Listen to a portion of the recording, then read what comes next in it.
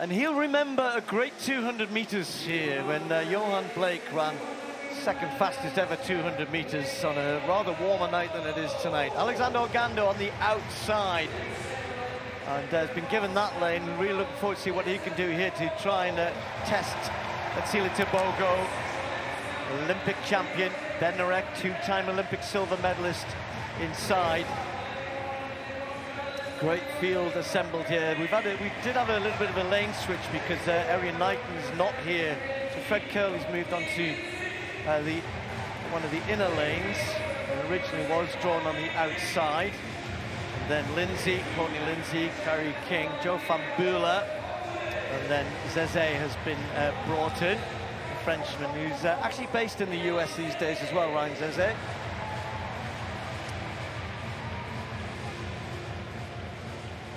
So all of these men, with the exception of Fambula, have been under 20 seconds this year. Fambula has in the past.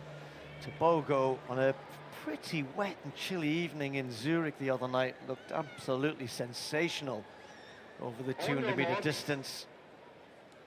1955, he won that in. Bednarek will be chasing hard again. He was only a couple of hundredths behind in Zurich. Ogando on the outside as well. Watch out for him. And after all the Olympic celebrations for Tebogo back home, I'm sure they'll be delighted to get this one tucked away. Diamond League champion, and then can relax at the end of what's been a phenomenal 24. Tebogo out quickly, he's already gone straight past Ogando. Kenny Bednarek is right there with him. Curley's struggling on the bend at the moment. These two well clear of everybody else. Lindsay's run a good bend in third just now, and it's Bednarek ahead. Tebogo, though, tends to come back hard. Can he get there this time, though? Bednarek is going to hang out in front. Bednarek wins it this time. 1967.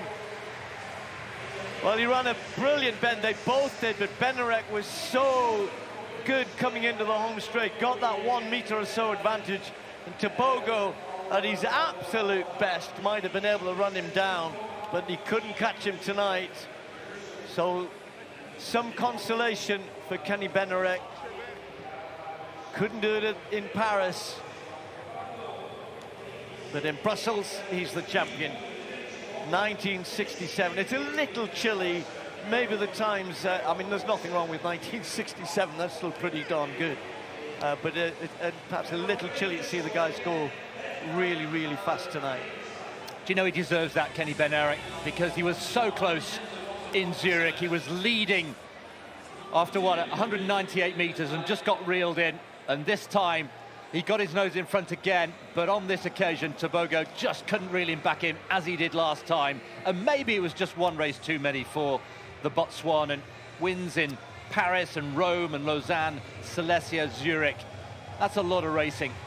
Yeah, he just, we were at the press conference the other day, and I thought he just looked a little tired. And, yeah. You know, he's got a good character, and he's normally quite bouncy, and just looked a little tired. And it's, you know, no excuse. It's just the way athletes are at this time of the year.